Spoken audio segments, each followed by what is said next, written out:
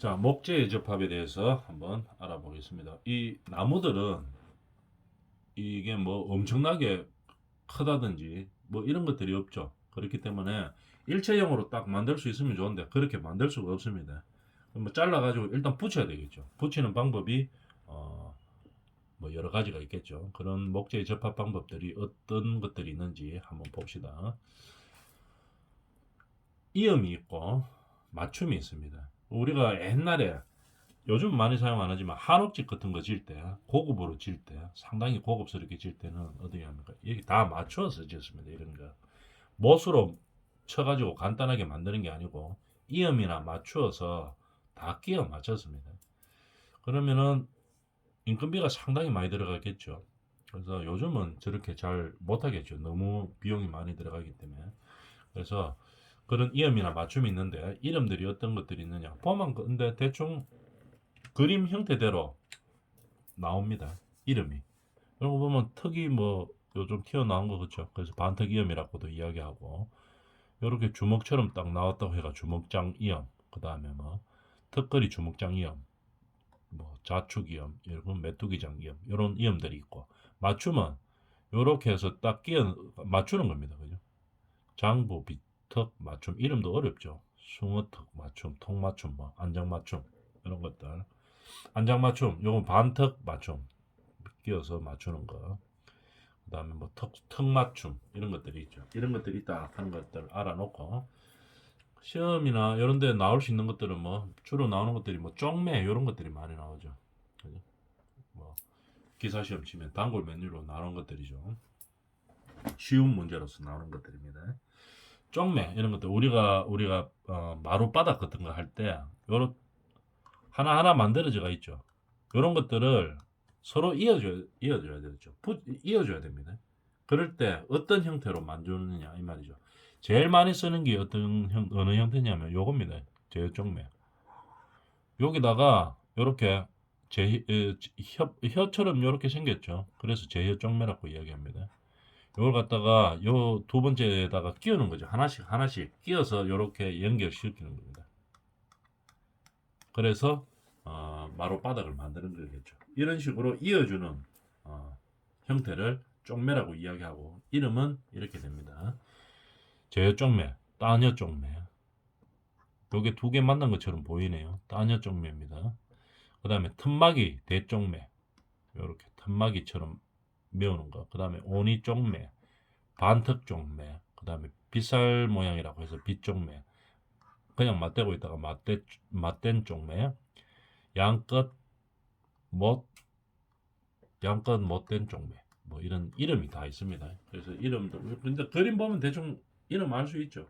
그래서 이런 요 쪽매의 이름은 좀 그림하고 매칭시켜서 알아놓도록 합니다.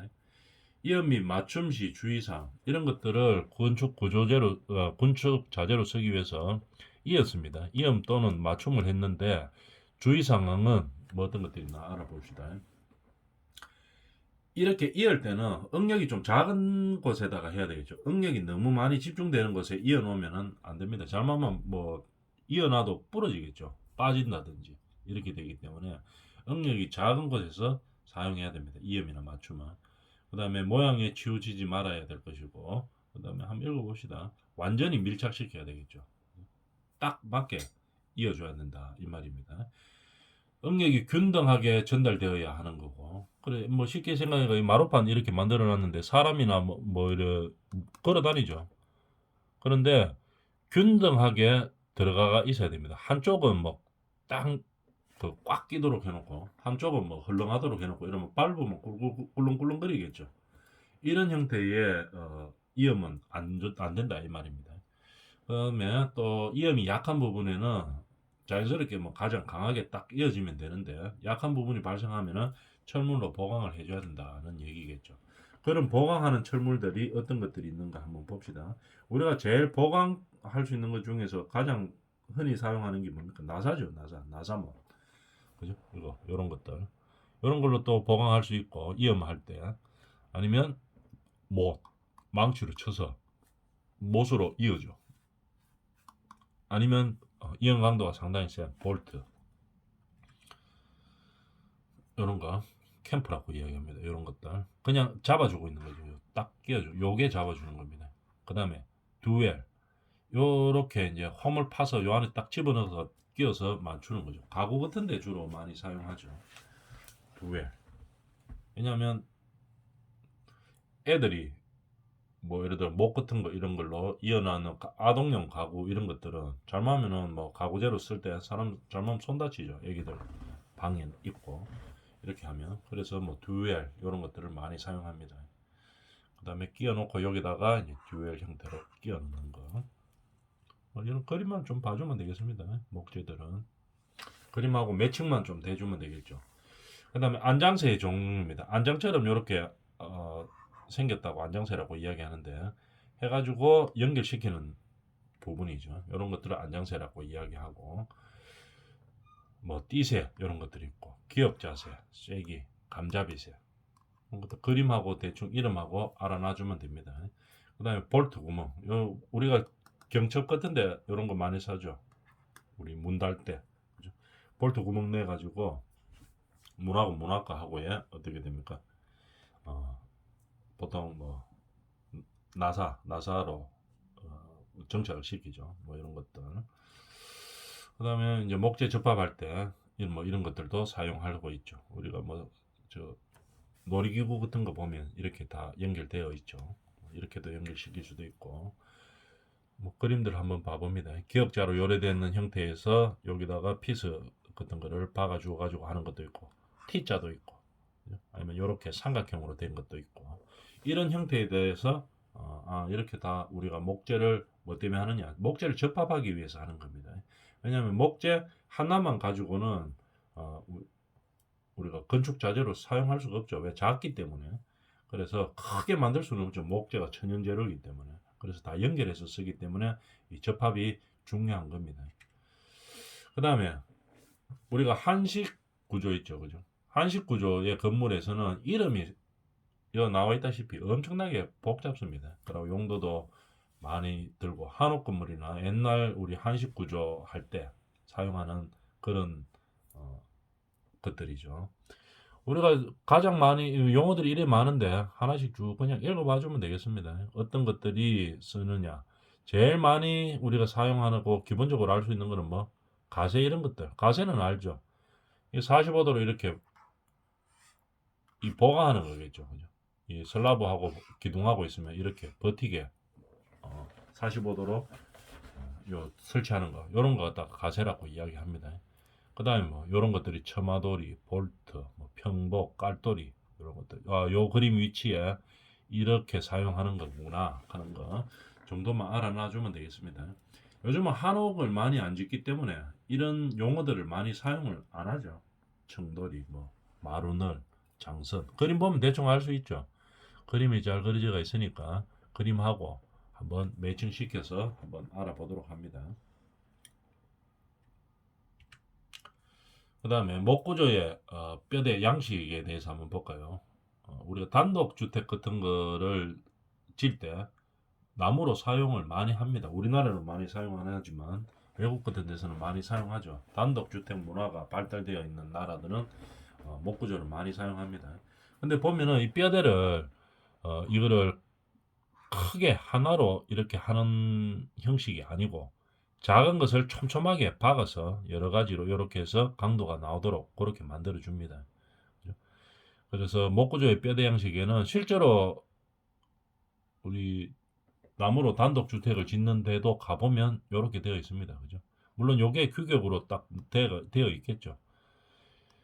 규격으로 되어 있기 때문에 이걸 갖다 촘촘하게 박아서 일정 강도가 나올 수 있도록 그렇게 유지를 하는 거겠죠. 왜냐하면은 하나를 통으로 하려고 큰 거 하나를 가지고 뼈대나 구조물로 사용하려고 하면은 가공하기도 어렵고 운반하기도 어렵고 시공하기도 상당히 어렵습니다. 그래서 규격화된 것을 만들어서 촘촘하게 박아서 배치를 해가지고 우리가 필요한 강도라든지 이런 것들을 요구하는 성능을 만들어내는 거겠죠. 이런 그림을 보고 이렇게 목구조는 뼈대를 구성하는구나 하는 거 알아놔주면 되겠습니다. 그 다음에 목재의 가공품에 대해서 한번 볼까요? 목재 가공품, 우리가 가장 많이 사용하는 게 뭡니까? 합판이죠, 일단은. 요즘 우리 현대사에서는 가장 많이 사용하는 게 합판입니다. 조금 전에 이제 합판 어떻게 만드는지 이야기했죠. 뭐, 원목을 사각 깎듯이 쫙 깎습니다. 기계로 깎아가지고 쫙 편 다음에, 그 다음에 눌러서 만드는 거겠죠, 합판을. 보통 뭐, 3겹 이상으로 뭐 5겹, 이렇게 5번씩 이렇게 눌러서 만드는 겁니다. 그래서 사용하는 거겠죠. 그 다음에 우리가 뭐 합판 같으면은 다 근데 기성품으로 나오죠. 규격품으로 나옵니다. 뭐 48, 36 이런 식으로 나오죠. 그래서 나와서 그 합판의 규격에 맞추어서 우리가 가져가서 필요한 대로 자르고 이제 그렇게 사용하는 거죠. 그다음 집성 목재, 판재와 각재를 집성하여 대재로 만든다 이 말이죠. 집성 목재, 보, 기둥, 아치, 트러스 등의 구조재를 제작한다 이 말입니다. 모아가지고 큰 걸로 만든다 이 말입니다. 쉽게 말하면 집성 모아서 만든 목재다 이 말이겠죠. 그 다음에 파티클 보드는 파쇄 후에 잘라낸다, 쪼매하게 만든 파쇄, 그러니까 뭐 자르고 남은 것들을 많이 사용하겠죠.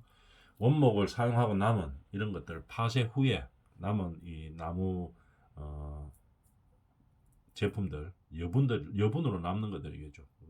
실제로 필요한 거 만들고 나는데 파쇄되고 난 다음에 접착제로 접착해서 열을 가합니다. 열을 가하는 거 이런 거를 갖다가 파티클 보드라고 이야기하는 거겠죠. 그 다음에 파이브 보드는 식물 섬유질을 주원료로 해서 만드는 겁니다. MDF라고 이야기하죠. 파이브 보드, MDF 우리가 요즘 많이 사용하겠죠. 우수한 가공성으로 인테리어재, 특히 수분에 취약합니다. MDF는 물이 닿아 뿌리면 다시 울죠. 울기 때문에 뜯어내야 됩니다. 그래서 우리가 공사 같은 거 할 때 우리가 주택 같은 걸 지을 때 아파트 이제 주택 짓는다고 한번 생각해 봅니다. 주택 지을 때 보통 벽면은 다 뭐로 합니까? 이거 서커보드를 하죠. 서커보드. 근데 서커보드가 안에 내벽에 있을 때는 뭐 물 닿을 일이 별로 없죠. 그런데 중요한 건 뭐 창호 쪽 있죠. 창호 벽에다가 미장 안 하고 보통 뭐 서커보드로 이제 발라버리죠. 뒤에 각개목 대고 그러니까 저거 다루기라고 하죠. 다루기 대고 그다음 상을 건다고 하는데 상 걸어놓고 거다가 보통 MDF를 바로 치죠. 딱 쳐가지고 붙여놓는데 그냥 가만히 있으면은 괜찮습니다. 근데 MDF라든지 이런 스코보드 계열은 물이 닿았다고 하면은 바로 울죠. 그래서 좀 많이 닿았다 싶으면 다시 뜯어내고 다시 해야 됩니다. 그래서 항상 수분에 취약하다 하는 거 그걸 알아놔주면 되겠습니다. 그 다음에 마루판들은 목재를 잘라가지고 끼우죠. 맞춤을 해가지고 만드는 겁니다. 그걸 갖다가 주로 사용하는 게 마루판이죠. 목재는 뭐 이런 것들을 우리가 사용한다 이 말입니다. 한번 그림으로 볼까요? 합판. 보통 이렇게 나무를 잘라가지고 눌러가지고 딱 압축시켜서 만드는 거겠죠. 편편하게 나무를 사각 깎듯이 사각 껍질 깎듯이 깎아가지고 쭉 핀 다음에 눌러서 만든 겁니다. 합판. 합판은 이 서커보드라든지 아니면 이 MDF라든지에 비해서 물이 닿아도 좀 괜찮습니다. 왜냐하면 너무 많이 닿으면 안 되지만 울고 이런 게 좀 덜하죠. 합판은 이게 나무이기 때문에 나무 원판이죠. 원판을 잘라가 했기 때문에 물을 좀 머금었다가 다시 뭐 정발도 시키고 그렇게 합니다. 크게 울지는 않습니다. 합판들은. 근데 조금 전에도 이야기했다시피 공사할 때 가장 조심해야 될 거 MDF, 스코보드 이런 것들은 물 다 뿌리면 그냥 다 뜯어내야 된다고 봐야 되는 상황이죠. 그런 상황이 되겠습니다. 근데 이 이 MDF들이 요즘 사용이 많이 되죠. 왜 사용이 많이 되는가 하면 가볍고 일단 시공하기가 편합니다. 가볍고 시공하기가 편하고 이렇기 때문에 가격도 저렴하죠. 그래서 가공성이 좋기 때문에 많이 사용하는 거겠죠.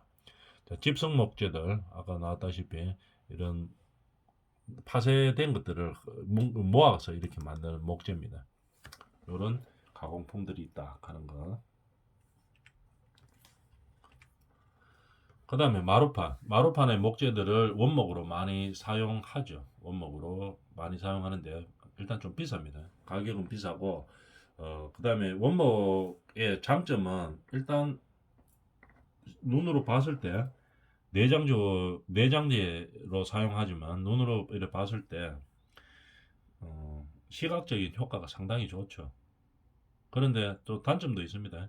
뭐 같은 거 탁 떨어뜨리면은 원목 마루 폭폭 찍히죠. 예를 들어 가다가 뭐 볼펜 같은 거 탁, 뭐 열쇠 같은 거 탁 떨어뜨려도 탁 찍힙니다. 그죠? 핸드폰 떨어뜨려가도 폭 찍히고. 그러니까 경도가 너무 약하죠. 원목이기 때문에 실제 나무이기 때문에. 거기다가 뭐 좀 더 강하게 하는 거를 뭐좀 처리를 해놔도 조금 약합니다. 그래서 아예 원목처럼 되는 요즘은 뭐 느낌은 원목처럼 나지만 경도 이런 게 좀 센 뭐 강마루라든지 강화마루 이런 것들을 많이 사용하죠. MDF 합판 뭐 이런 거에 대해서 알아봤었습니다. 이어서 제일 많이 사용하는 게 뭐 MDF하고 합판이죠. 그래서 MDF는 우리가 요즘 사용하는 방문 같은 거 있죠. 방문 같은 거 다 MDF로 만든 겁니다. 아주 고급 집들은 뭐 합판으로 짜서 만들죠. 무게가 무겁고 이렇게 하지만 보통 일반적으로 다 MDF 사용합니다. 가공성이 좋고 이렇기 때문에 표면 가공은 우수하나 특징을 보면 물에 상당히 약합니다. MDF로 물 묻으면 그냥 뜯어내야 된다고 보면 됩니다. 그 다음에 합판은 주요한 목적이 합판은 일단 강도가 셉니다. 근데 문제는 뭐냐 하면 무겁죠. 무겁고 물에도 좀 강하고 변형이 별로 없습니다. 합판은 물이 좀 묻어도 뭐 합판이 변형이 되고 이러지는 잘 안 합니다.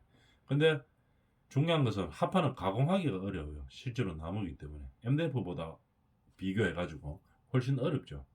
그래서 아주 뭐 특별한 경우 어떤 목적이 없으면은 보통 일반적으로 요즘은 MDF 많이 사용합니다. 내장재로서.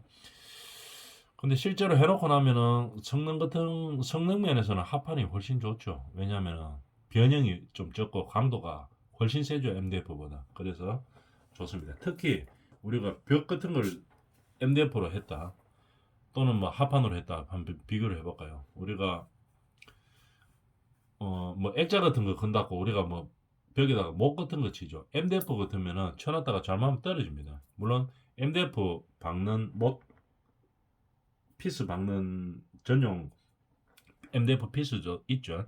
그런 거 없이 그냥 뭐 사용했다 이러면은 또 강도가 너무 약하죠. MDF 이런 것들은. 근데 합판은 그냥 뭡니까 못 같은 거 쳐도 액자 같은 거 붙어 있고 뭐 웬만한 강도는 다 유지합니다. 그만큼 강도는 상당히 좋고 변형이 별로 없죠. 그래서 그런 장단점을 가지고 있다 하는 거 알아놔주면 되겠습니다. 나머지 것들은 뭐 PB, HDF 이런 거 읽어보면 되는 거고. 그래서 가장 많이 사용하는 MDF와 합판에 대해서 한번 알아봤었습니다. MDF 우리가 사용을 많이 하기 때문에 이제 자주 나오는 거겠죠.